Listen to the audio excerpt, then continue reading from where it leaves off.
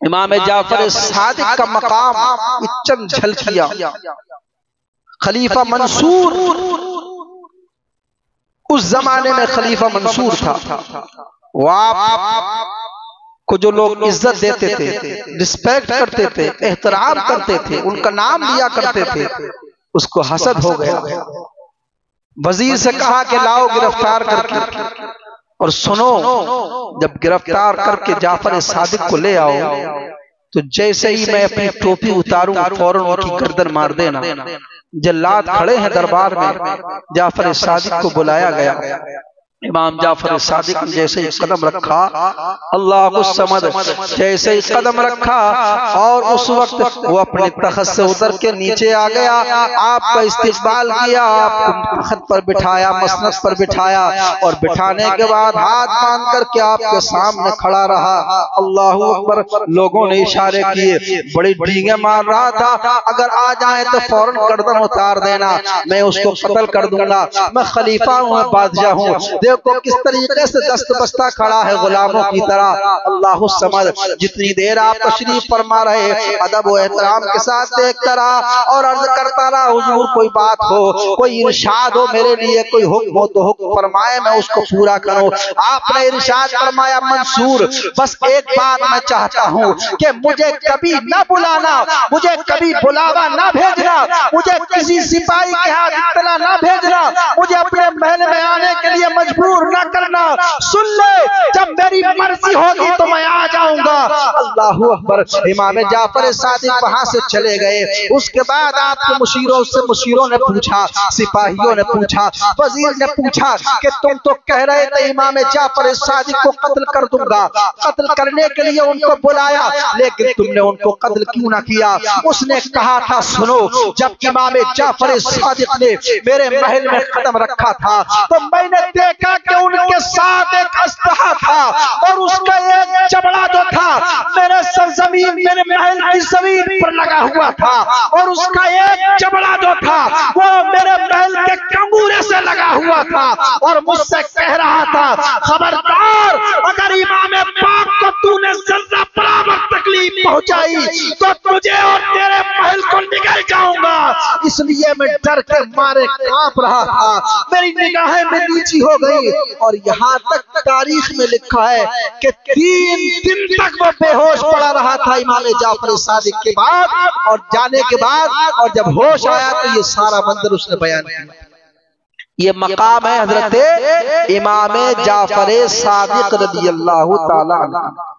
अब इनकी सीरत क्या थी, किरदार क्या था? ये इतने बड़े पाए के बुजुर्ग, कई जुमा दरकार है, ये चंद झलकियां मैंने आप तक पहुंचाई हैं। बल्कि अल्लाह के रसूल की हदीस है कि मेरी नस्ल में बाकर के यहाँ पर एक बच्चा पैदा होगा, अल्लाह उसको वाफर इल्म अता फरमाएगा। हाँ, इमाम आजम जैसे शागिर्द हो, इमाम मालिक जैसे शागिर्द हो तो छोटी मोटी बात समझ रहे हो। दाऊद ताई जैसे शागिर्द हो, एक मर्तबा दाऊद ताई आए। अब देखिए, हम अगर जुमा नमाज पढ़ लेना तो सोचते हैं जन्नती हो गए, बस जन्नत हमारे बाप की। नहीं, इतनी आसान नहीं है जन्नत, इतना आसान न समझो जन्नत को।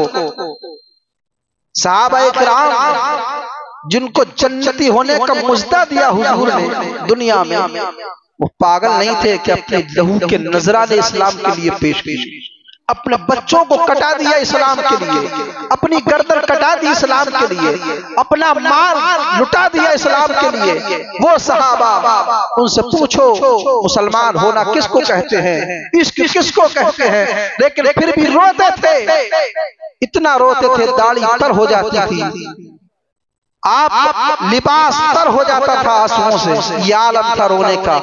अल्लाह अकबर। दाऊद ताई आपके शागिर्द आए और आकर कर्ज किया, हुजूर मेरे लिए कुछ नसीहत फरमाइए, आप औलादे रसूल हैं, आप आले रसूल हैं, मेरे लिए कुछ नसीहत फरमाइए, मेरा दिल सिया हो गया है। आपने इरशाद फरमाया, तू जाहिदे जमाना है, यानी इस वक्त तेरा तकवा बहुत अच्छा है, तू जमाने का जाहिद है, तू साहिब तकवा है, तू नेक है, मैं तुझे क्या नसीहत करूं। कहा हुजूर हम सब में आपको अल्लाह तबारक व तआला ने शर्फ अता फरमाया है, फजीलत अता फरमाई है, आपको बुजुर्गी अता फरमाई है और आप हक है, आप जानशीद मुस्तफा हैं, औलाद रसूल हैं। आप पर फर्ज है कि आप लोगों को अल्लाह के खौफ से डराए, लोगों को नसीहत करें, लोगों को दीन की तरफ बुलाएं, लोगों को अच्छी अच्छी बातें बताएं। अल्लाहु अकबर। इमाम जाफर सादिक का जवाब सुनो, ऐ नमाजों पर उतराने वालों, ऐ हज उमरा पर उतराने वालों, ऐ मस्जिदों में चंद रुपए लगा करके नाज करने वालों, ऐलान करने वालों, ऐ लोगों की मदद करके फोटो खिंचा करके सोशल मीडिया पर डालने वालों, देखो तुम किस फिक्र में हो कि जन्नत मिल गई। आओ देखो ये कैसे लोग थे। इमाम जाफर सादिक बेशक जन्नती हैं और जन्नत दिलाने वाले हैं। इनका आलम क्या था अल्लाह से डरने का।